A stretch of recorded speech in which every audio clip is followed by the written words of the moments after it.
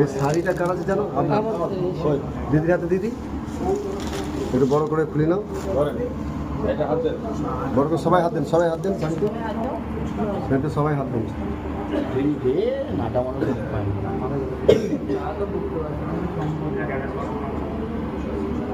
সামনে যা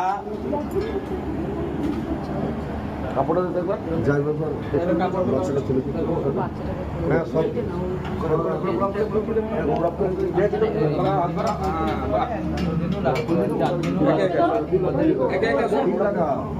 আর